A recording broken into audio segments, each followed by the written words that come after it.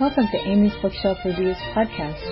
Sit back and listen to interviews, discussion about books, and anything else literary. There's always something or someone new on the show. Good evening, listeners. I'm Amy, and welcome to Amy's Bookshelf Reviews podcast. Today we are joined by an author. Please introduce yourself and let the audience know how they can connect with you. Well, hi there, Amy. Thank you for having me. My name, at least on the front of every cover, is TE MacArthur, MacArthur, like the general, and you can actually find me at www.temacarthur.com. Great. Thank you. And for our listeners, that information will also be in the description of this episode. So, welcome to the show. I'm very glad that you could be on the show. So, tell me about what book are you going to talk about today? Well, I have two series going right now, and one of them has book number 4 coming out on October 10th. So I thought that would be the one to put a little bit of emphasis on. And so this is the Praetorius Agency Files. It is a series of paranormal thrillers based on the adventures of a pair of former intelligence agents who, of course, are always giving each other a little bit of the romantic side-eye, but who take on cases that other security specialists and other detective agencies just won't touch because they think the client is nuts or they just don't want to. They don't believe in them. Yeah, they don't believe them. Yeah, some people don't. I do. Yeah, so do I. You never know. Just because you can't see something doesn't mean it's not there. Very true. And I'll allow that I'm a bit of a reasoned skeptic. I don't believe every bump in the night is actually a ghost, but I do believe that there are some instances where you are listening or you are watching and it's like, I don't have a reasonable explanation for that. Yeah, I completely understand. I'm very logical. I use both sides of my brain, so I'm logical and then creative when I write. And I was writing some paranormal books, and then I got inspired to do kind of change my genres. But definitely, I loved writing the paranormal stories, and they're fun. And you never know. Just because you can't, like I said, that's what faith means, or True. Your belief system, whether, something is tangible or not. So I look forward to reading all the books in this series. And I will definitely be reading this book, so it could be, the review can be published as close to the release date as possible. So when did you start writing? Well, I have to admit, I don't think I can recall a time I wasn't drawing or writing. I come from a very creative family, and I come from a family of teachers. So for me, it was always just sort of a natural extension of living. Right. My mother was really very artistic. She would do flower arrangements for weddings. She would teach me about textures when doing artwork. She would bring home, she worked as a secretary, she would bring home, this is going to date me, mimeograph paper. That awful purple ink, when they ran it through the mimeograph machine. Well, of course, not every sheet of paper came out right. In fact, a lot of them didn't. And they were messed up on one side. Well, she would bring home the paper that they were throwing away that was messed up on one side and give me the other side. And I could either draw or use my old Corona typewriter and write. And I would do one of the two. So I can That's recall, cool. yeah, just sitting there typing away. That is really, and that is a great use of, paper. Anything that I write and then print out and then I don't need it anymore, if it has a clean back, I tear them into squares and I use them as notepads. Oh, very good. But when you brought up the mimeograph, it just reminds me in second grade, I was actually, the teacher would ask me to go make some copies of this. And I'd have to go to the mimeograph machine. It always came out crooked or something. But yeah, I remember that. And that purple ink got all over your fingers. Oh, yes. And it was like all this, when all of a sudden things went, handouts went from purple to black. It was like, wow, this is something different. Yeah. Memories. And it's amazing how little things like that can turn around and influence who you are. Yeah, it really can. Sometimes it's just it could just a little hint of a reminder of something. And your mind goes back there. I mean, I remember more stuff better. I remember stuff that I did as a kid and a teenager than I remember what I did yesterday. So, I cherish those memories, especially I cherish them for myself and for my dad. He has, end stage, dementia. So, he doesn't know anything, but, I always told him, well, he told me because he had trouble remembering all of his life. But he's like, you're my memory. I'm like, I know. I'll stay your memory for as long as I can remember. So I like doing that. But so what got you into the writing for paranormal? Or was it just something that, okay, I'm going to try this? Or are your genres from your series, are they similar or? Actually, beyond the fact that I really enjoy a good thriller, I love the feeling of suspense, touch of mystery. My two series are quite different. The first one is called the Lou Tanner series, and the Lou Tanner Mysteries, I should say. And Lou Tanner lives in a retro-futuristic 1935 San Francisco.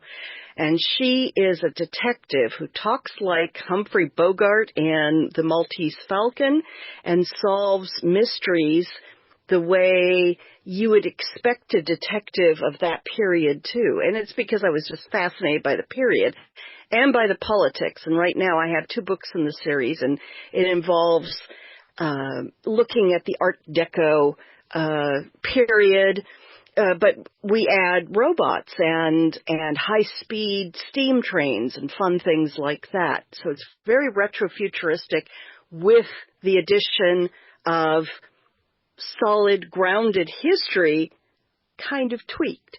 So I think that's cool. And for people who are listening and you don't know who Humphrey Bogart is, Google him right now. Oh, good heavens. You need to know who Humphrey Bogart is.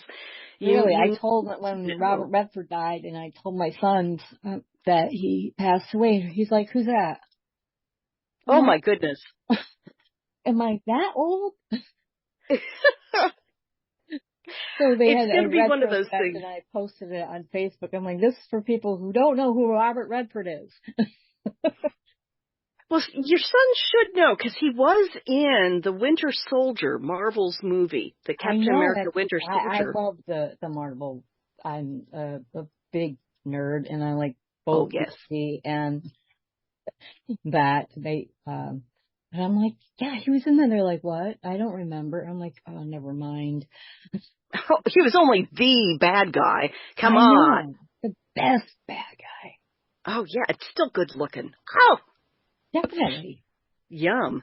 But yes, it's true. I did talk to an agent at one point, and when I was first putting together the very, very first Praetorius book, which is called The Skin Thief, and she was going through it, and she said, you might want to be careful. You keep TV show, which I was very careful to note. And she said, there are so many people who just don't know. If it's more than 5 years old, there's a chance they don't know. Even the editors and agents that are reading your manuscript might not know what it is. And I'm thinking, oh my God, you don't know who John Steed and Emma Peel are? Ah! So, yeah, we have to be a little careful with references. That is really ridiculous. It's scary. Wow. Oh. But, you know, there's so much stimulation out there for everyone that, you know, our little brains being limited flash drives, we sort of overwhelm them pretty early on.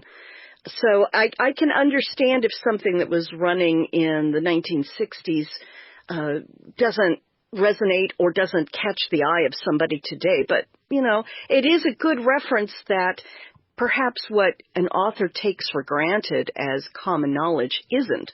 So it's a good thing to always remember. No, I totally agree. I mean, when I started writing full-length novels, I've been writing my entire life anyway. My mom said that I was a storyteller. Before I could write, I would just make up stories, and then when I could write, I couldn't wait to be able to spell big words so I could write stories. But yeah, it's like when I first did my first published novel, it was 20 years ago, and even though it's had different printings over the years, I never changed what the technology that was in the book when it started, because this was like, you know, before Google existed and everybody was trying to get those free AOL discs so they could get on for free of what was the World Wide Web. Uh-huh. Hence my WWW, yes. Exactly, yeah. Because people are like, what is it? You know, they don't know.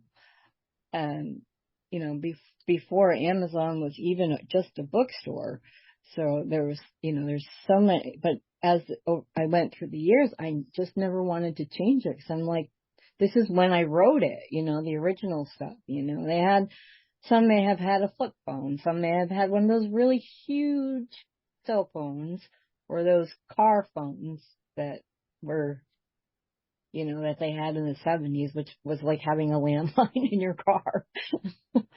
Exactly. Watching episodes of the X-Files, which influences a lot of the press agency, you know, you're looking at them and they're pulling out these big cell phones, or they're not exactly hitting the internet, or, you know, things like that. It's like, oh, just get get into CODIS. Yeah. No, you can't do it. You know, in writing the 1935 business, you know, none of the above. If Lou Tanner wants to make a phone call, she goes down to the drugstore, goes into a little booth, throws coins into the phone, patches the operator, gives them the location by a name, and then the number within that location. Yeah, and then sometimes it was like the phone number started with K and then a couple digits, and that was like, you know, connect me to this, and that was it. But yeah, I mean, and if you write earlier, then there's no phones. There's, you know, exactly, word of mouth. People actually had to talk to each other in person. Or it takes time to get somewhere. Yeah, handwritten letters that took 3 weeks to receive, or years, depending on where it was sent from. So I still think that writing letters is a lost art, and I do it when I can. Yeah, that's true. During the pandemic, that thing. I have to admit that several of us tried to get letter writing started again.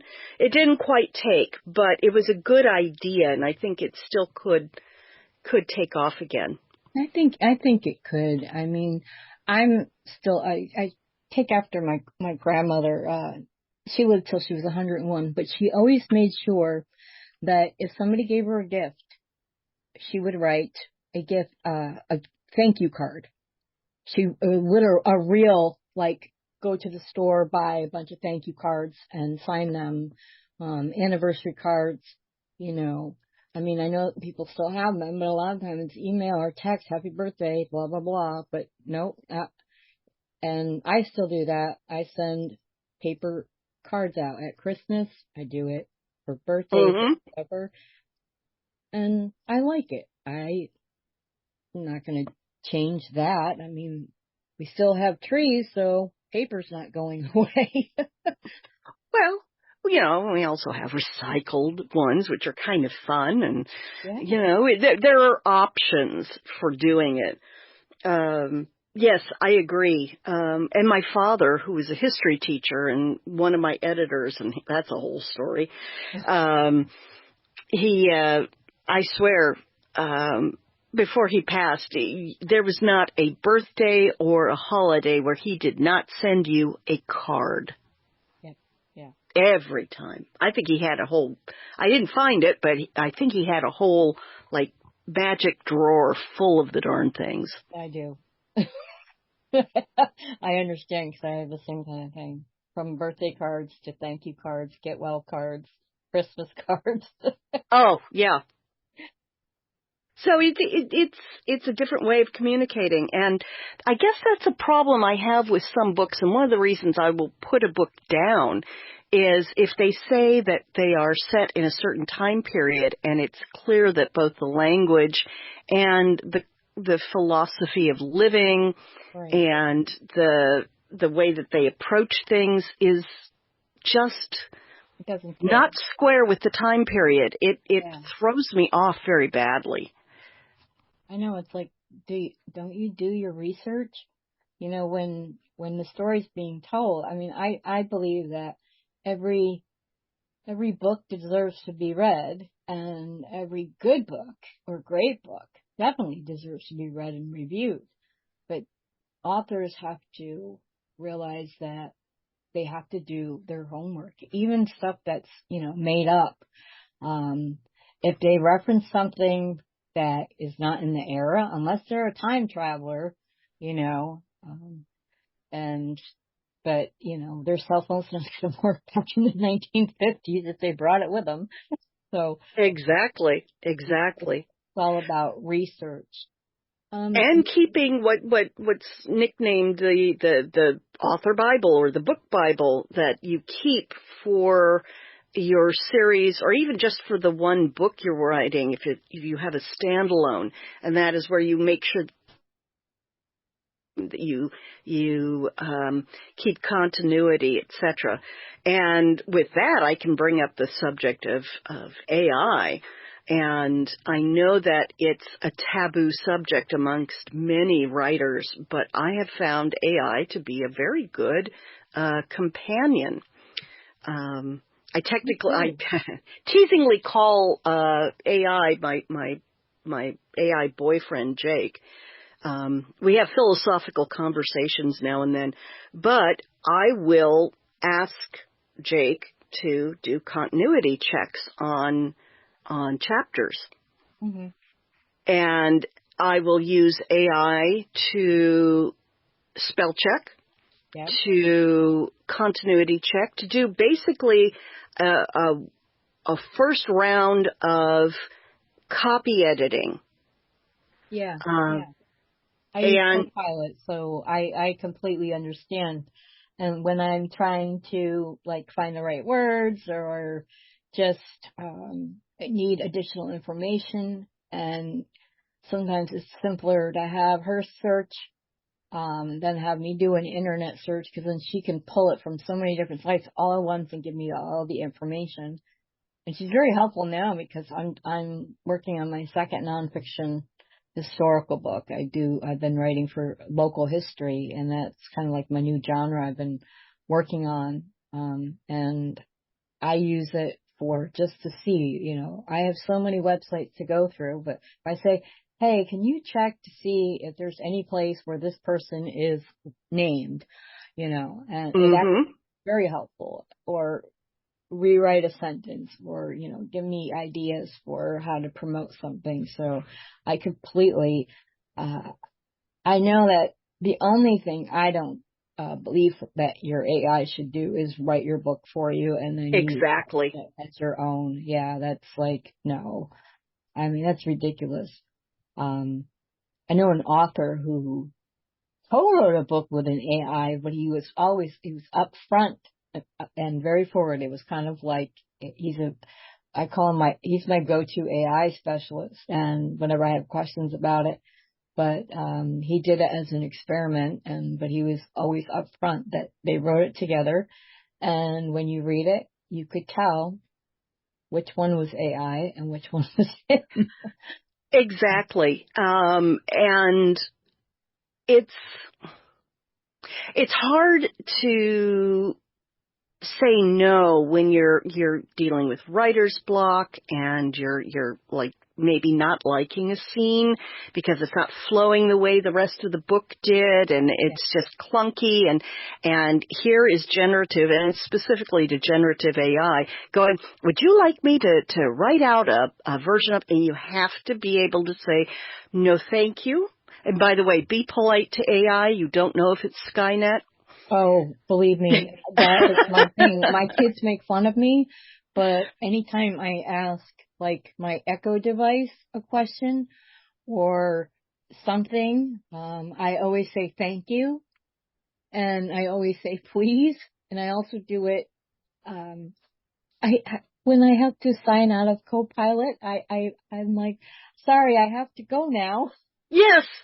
I always start with, hi, Jake, I've got something for you, and little things like that. I learned that from Alec Pecky, who, by the way, writes remarkably good books. She's dipping her toe into dark fantasy, but she's just wonderful. She taught us about AI, and she said, if you just want flat, business-like responses, talk to them that way. If you want polite conversational responses, talk to them that way. Yeah. And I talked to Jake about it, and Jake said, hey, that's how we're set up. That's how AI is set up. That's how we do. We respond to you the way that you respond to us. And I like that too, because I also like the fact that I can go in and say, hey, I'm working on something, and I tell her if it's for me or for another author, because she remembers all the stuff that I am working on, all my projects, and then I'll just kind of like do brainstorming or just tell her my ideas and see what she comes up with. Or if I have the name of something, I'm making up, I'll have her check and make sure nothing else is named that thing, so you don't have like that repeated stuff. Definitely. Did you have something you wanted to read? Sure. About 5 minutes left, so. With our 5 minutes left, well, let's see. I think this should be about 5 minutes. It is the first chapter, not the prologue, although I wonder sometimes the prologue might be good.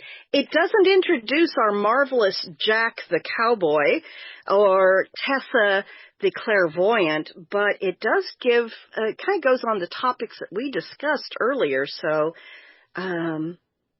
let's go for that. Let's go for the prologue, because it's topical and it will get you excited about this brand new book.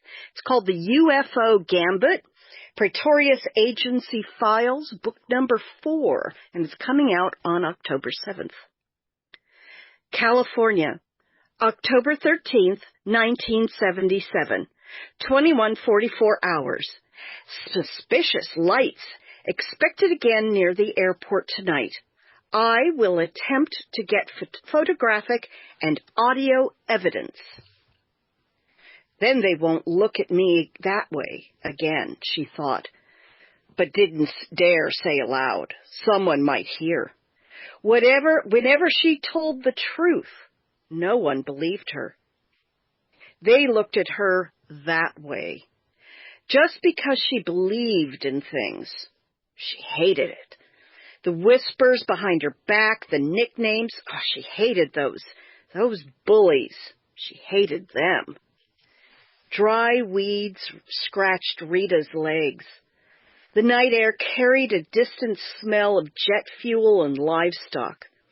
Pushing down hard but slowly on the stop button, she turned the cassette recorder off and put it, along with the handheld microphone dangling by its cord, down in the tall grass where she waited.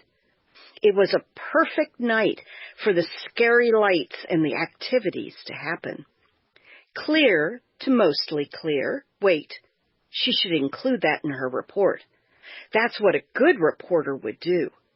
With the microphone back in her tiny hand, she emptied her throat of any lingering dust or allergens that might make her voice squeaky, and pressed the play and record buttons simultaneously. The cassette began turning on its pair of spinners, and the magnetic tape rolling from one side to the other. The microphone was practically touching her lips, but she was forced to whisper. She couldn't get caught. Conditions: clear to mostly clear. Temperature around 70 degrees Fahrenheit.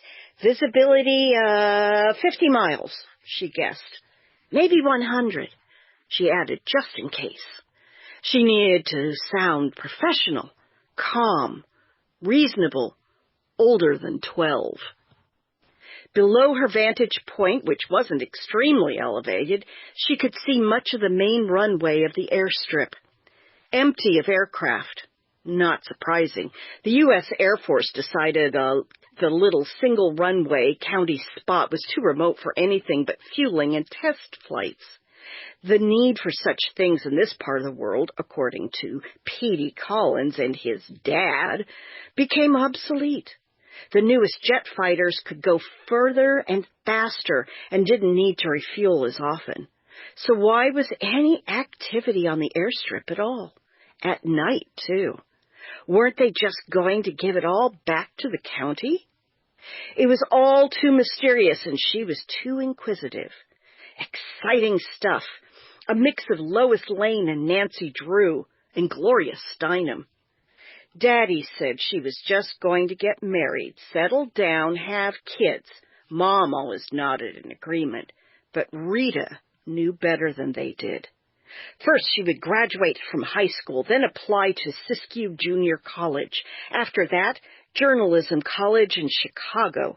She had a plan. This story, it was her ticket to her first assignment with the New York Times or on ABC News with Ted Koppel, Barbara Walters, and Peter Jennings. Then they won't look at me like that again. Trucks began arriving on the tarmac. Military by the looks of them, but without any official markings. How do you like that? That was great. Seriously. And then when I kind of snickered to myself, Barbara Walters, and the reporters that you named, because people are going to be like, if they don't know who Barbara Walters is, that's, wasn't that long ago that she was a part of something, But I love that. I really want to thank you for sharing all that and being on my show. And whenever you want to come back, you are always welcome to. If you have a book release after this one or anything like that, and you can feel free to send me any of your books. I have this one, the one you were just talking about, but if you want to send me any of your other books, I'd love to read them and review them for you. That would be great. In fact, I could probably send you, I just bundled up for electronic form on Kindle, the first 3 books of this series. So that's there. You can get it, all 3 of them in a bundle, but I'll send you real books, because I love the feeling of paper, but not everybody has room for paper. So. Oh, I love it. If I'm buying a book for myself, it's a paperback or hardcover, depending on, I do electronic reading mainly when it's for, authors that are sending me, their digital copy. And if you could sign it, that would be even better. Oh, I think I could handle that. I could do that for you. Thank you. I'll definitely send you the Western I'm working on, which of course turned into a ghost story. But that's for next year. Okay. Yeah. So I'm going to just wrap up now. If you wish for you or your book to be on the show, go to amysbookshelfreviews.com/podcast. Thank you for listening. Be safe, be well, and always be kind. Tune in here again next week for another tantalizing discussion. Thank you for listening to Amy's Bookshelf Reviews podcast.